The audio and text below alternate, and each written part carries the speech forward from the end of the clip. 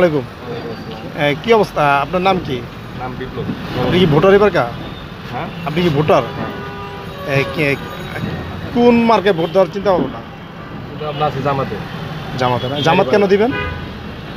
সবাই বলতেছে জামাত দিতে, বাড়ির সবাই এখন জামাতে সাপোর্ট করতেছে। মানে আপনিই দিবেন নাকি আপনার পরিবার সহ? আমি দিব। এটা মুখে বলতেছেন নাকি না? না দিব 100%। কাই কোন জায়গায় দেও করে আচ্ছা, দেখা। মানে জামাতকে কেন দিবেন? মানে জামাত তো বিএনপিও তো আপনি দিতে পারতেন, বা জাতীয় পার্টি আছিল, আওয়ামী লীগ তো বাদ, ঠিক আছে, কিন্তু এদেরকে কি কি ভালো জিনিসটা, মানে জামাতের ভালো জিনিসটা কি? জামাত আসলে অনেক এখন এরকম এখন কি বলবো, আমি তো মানে ওনারা সৎ, নামাজ পড়ে, দেশপ্রেমিক, এরকম। দেশ এই জন্য মানে এই যে এবারকার জুলাই যোদ্ধাদের পাশে দাঁড়াইছে, বিভিন্ন কাজে তাদের ভালো কাজগুলো দেখছেন। আর সবাই মিলে বলে যে জামাত খারাপ।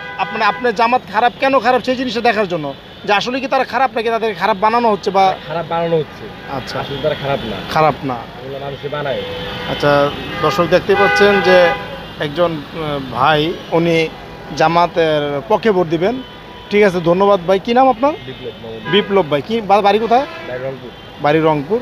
তো আজকের এই তরুণ সমাজ এই বিপ্লব ভাইয়ের মতো তার পরিবার পরিজন গ্রামবাসী সবাই ঐক্যবদ্ধ যে আজকে জামাত দাঁড়িপাল্লাকে ভোট দিয়ে ক্ষমতা আসুক বা না আসুক, তাদের চেষ্টা, তাদের স্বপ্ন যে জামাতকে এবার ভোট দিবে, বাকিটা আল্লাহর হাতে।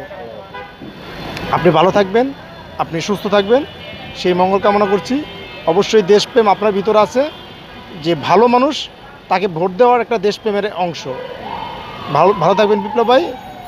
আর অবশ্যই আমাদের যে চ্যানেলটি সাইদুর রহমান ব্লগ 570 চ্যানেলটা অবশ্যই সাথে থাকবেন এবং নিত্য নতুন নিউজ পাবেন।